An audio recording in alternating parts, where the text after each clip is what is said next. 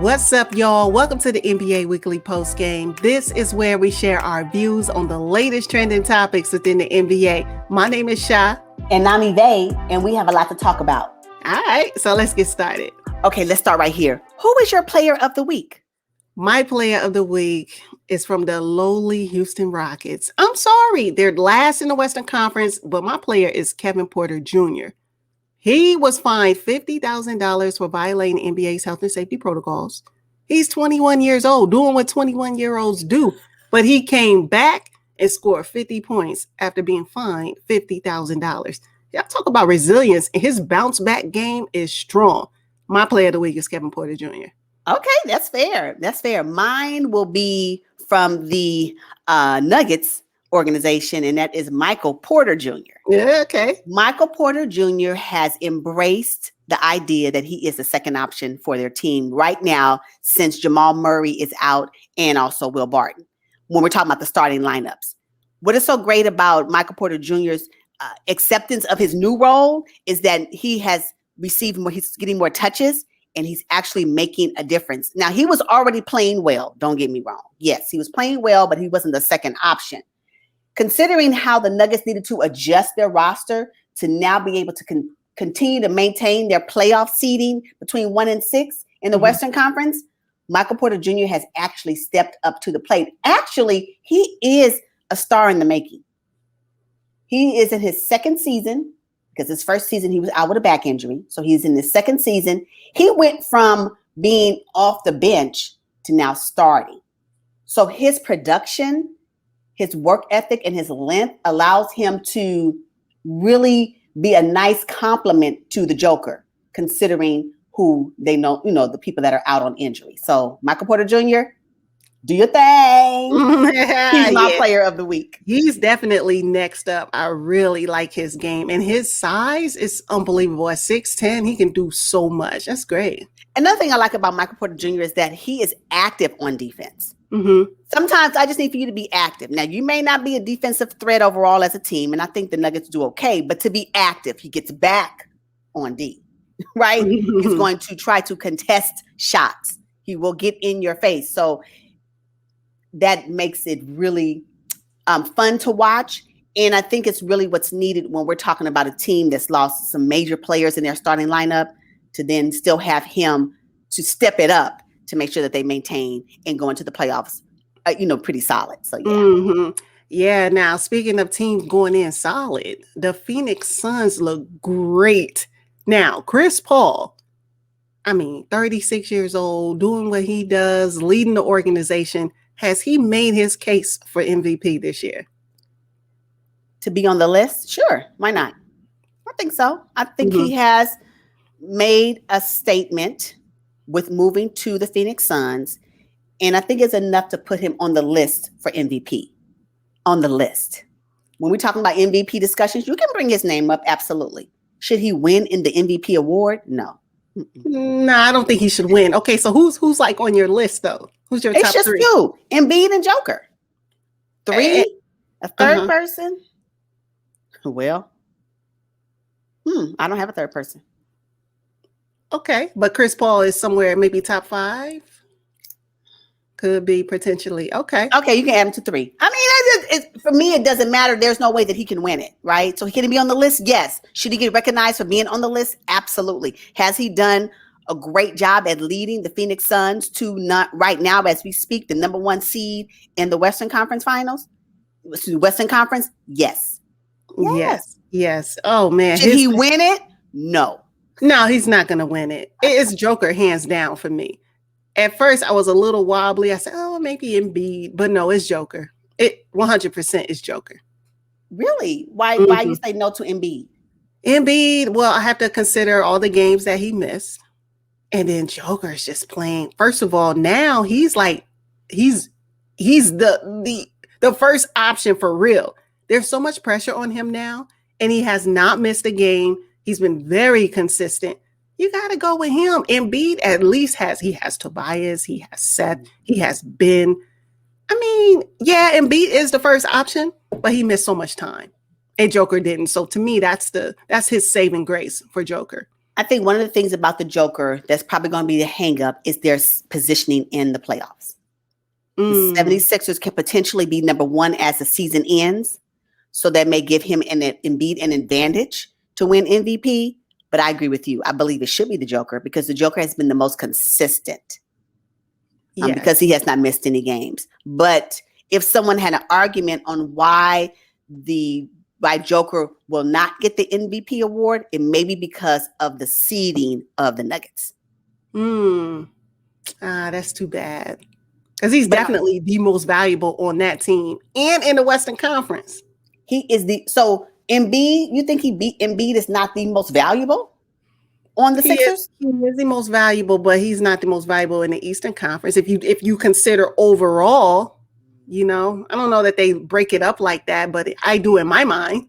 Mm-hmm. And I think at the end of the day, there is no criteria for MVP. So it'll be based on what the voters believe their measure of MVP status is. So but should Chris Paul be a part of the MVP list for this 2021 season? Yes. He definitely gets honorable mention along with Steph Curry and Dame Lillard. Honorable mention, but they ain't gonna win it. Honorable mention. Oh, that's fair. Honorable mention is not bad. It's not bad, because at the end of the day, Chris Paul is a great leader. We know that. He's really a great point guard as well. His handles are really solid. But without Devin Booker. True. Will we even be talking about him and the Phoenix Suns? Right. So does it make him the most valuable player? No. Because the most valuable player for me, although he is a great addition to that team, would be Devin Booker. And I'm not saying he should be part of the most valuable player discussion, but we're talking about valuable player on the team. Without Devin Booker, this discussion about Chris Paul wouldn't even be happening. We wouldn't be having it. That's true. So the Los Angeles Lakers and Clippers are set for their final matchup of the regular season. Is this a crosstown rivalry? No, I say it's not.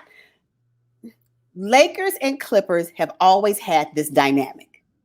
Lakers have more championships. Clippers have none. So I don't know if it's a rivalry. I think it has become a rivalry because of LeBron James and Kawhi Leonard. If Kawhi Leonard was not on the Clippers, we wouldn't even be talking about it. If LeBron James was not on the Lakers, this wouldn't even be an issue. Business would be as usual when we're talking about the Lakers and the Clippers. So it is manufactured because of who's on the roster. That's it. Okay, and I think it becomes a rivalry when the Clippers finally knock the Lakers out of the playoffs, which hasn't happened. Wow. So the Clippers actually beat the Lakers in both of the games they played earlier in the regular season. Regular season. Now, let me tell you, though, because if I'm thinking worst case matchup for the Lakers and the Clippers is that they play in round one. Oh, man. Oh, I would love it. Great matchup, but worst case, because that means that one of those teams will be going home early. Who going home? Lakers. Yeah, they going home. You think so? They going home, especially now. Look, LeBron James returned recently. You got AD, you got Drummond. This is their first time playing with all three of them, right? Yes. They still lost against the Sacramento Kings. The Sacramento Kings. Without De'Aaron Fox. Harrison Barnes. Yeah. You know what, though? I can say, though, that I believe that once someone comes off of an injury and they have missed so many games, it does take them a minute to get acclimated back into. Not the King. No, not LeBron. Mr. Like you like to say, bionic body. No. When your narrative indicates that you are the king, it is hard to say, right?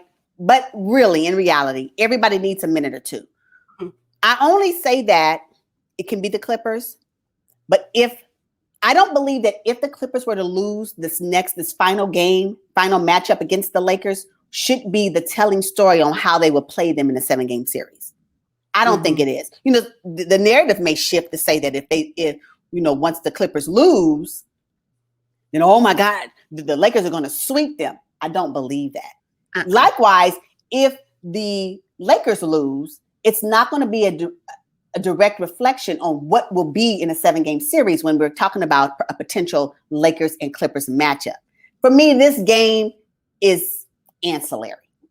If it happens, great. If it doesn't, whoever wins, whoever loses, it's not going to be indicative of what we're going to see in the playoffs for these two teams, I believe. Because if this game, this final game that the Clippers play and Kawhi Leonard doesn't play, because he may still be out on injury, it doesn't matter. Mm-hmm. If Kawhi Leonard does come back, will this be his first game back, or will he come back a little early? All of that matters. So now it may be favorable for Paul George if he's able to wheel the Clippers to win, right? With LeBron James and AD playing with the Lakers. And if, Paul George plays lights out, then it'll be great for him as an individual. But for the Clippers organization and the Clippers team and the roster, whether they win or lose, it doesn't matter to me.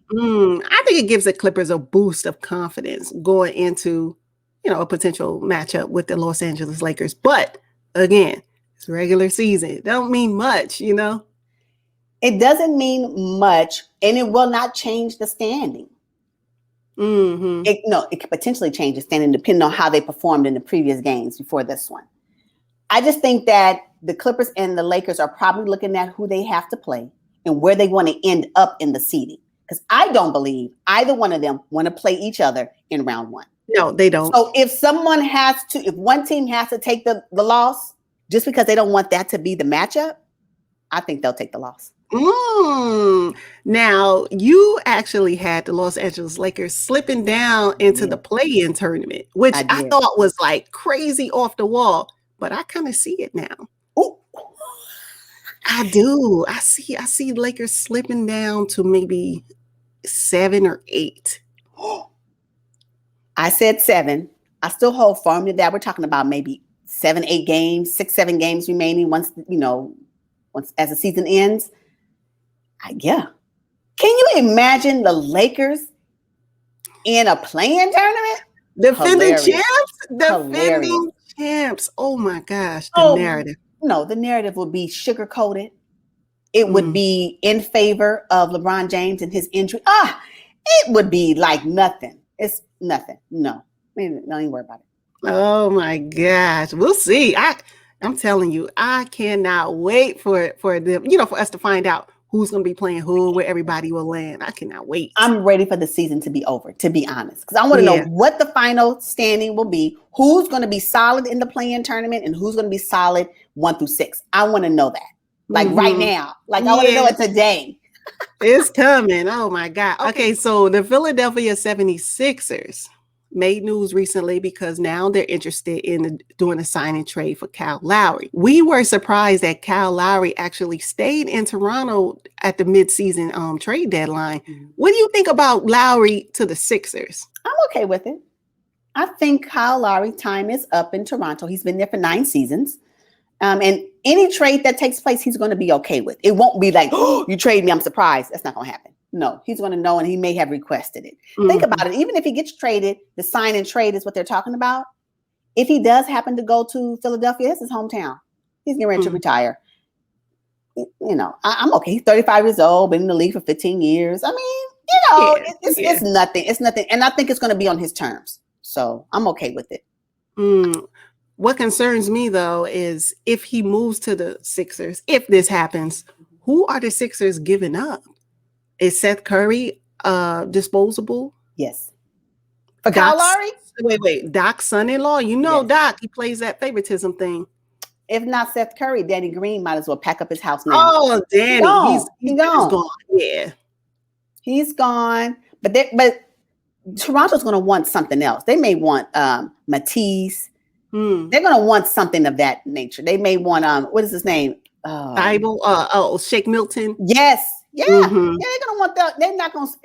I can tell you right now, if this sign and trade does take place, you just can't say, "Well, we're gonna trade Kyle Lowry for Danny Green." I'm like, what?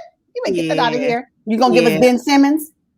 No, Ben Simmons is untouchable. We absolutely cannot touch him. You cannot touch him. Now, what's interesting Tobias Harris. Is that a fair exchange? Well, Tobias let's think about their salaries. Tobias is up there. Kyle Lowry is up there too. Nah, you can't get rid of Toby. That's their nucleus: Ben, Joe, and Toby. If So you what add are they missing? A Kyle Lowry? No, and they also just signed George Hill, so it's just kind of they're going to be point guard heavy. I'm not sure how that's going to look for the Sixers. They're going to have to give up somebody. Yeah, maybe George Hill too. Throw him in and Korkmaz. Maybe it may have to be. No, I'm serious. I just know that I'm gonna tell you this: if Kyle Lowry does go to the Philadelphia 76ers, he will not be coming off the bench. No way. No way. Has to. No. Really? So okay. So is Kyle Lowry going to move to the 2? Because Ben has to be the facilitator. Ben cannot be the shooting guard. Why not? Because he can't shoot. Just want you to say that. Okay. Maybe. And I think Kyle Lowry will be okay with switching his role. I mean, come on. He is on the decline of his whole, playing career. So yeah. I just don't think it's going to be a big, I think there'll be a couple of things that's non-negotiable. Number one, I got to start. Now, what position I start, y'all, tell me, you want me to be a power forward? I'll do that too. I mean, I already take charges anyway. I ain't got no problem. I have no problem falling down on this court from Kyle Lowry's perspective. So I think that's fine. But I think a non-negotiable will be that he has to start. I don't see that. He's 35, like you said. Oh, so is LeBron James. So is Chris Paul.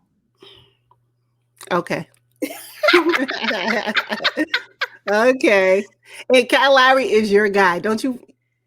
I like Kyle Lowry. Yeah. I like watching him play. I like watching him play. I like how he defends. I like the fact that he's not afraid to take a charge from anybody. I like that. Yeah. Yeah. He gets back up quickly. I like to see him, when he gets hot on the street. But I like Kyle Lowry's game. So yeah, I would like to see that on if it's necessary. And he can stay with the Toronto Raptors. I think Toronto Raptors will be going young. Yeah. I think they're in the transition of shifting the focal point away from Kyle Lowry, which it is time. It's okay. He was there for 9 seasons. It's fine. Removing themselves from Kyle Lowry is not a negative thing for Toronto. And it's not even a negative thing for Kyle Lowry, to be honest. Mm-hmm. He's in the next phase of his career. So if he wants to go somewhere where he's from and it works out and he can be at home and retire the game gracefully in Philadelphia, I'm with it. I think it's great. Yeah. I think it will be on his terms, though. It's going to be on his terms. I believe that. Yeah, Toronto is going to retire his jersey. I think it's sad that it's the end of an era. DeMar DeRozan was the first one to leave. And then, Kyle Lowry, it's the end of an era. It's okay. It's Fred VanVleet and Pascal Siakam. And it's okay with it. I'm really okay with it. All right, you guys, we are going to wrap up this episode. Drop down in the comments and let us know what you think about this. Make sure you subscribe to our channel and join our community. We look forward to seeing you guys on the next one. But until then, peace. Peace, y'all.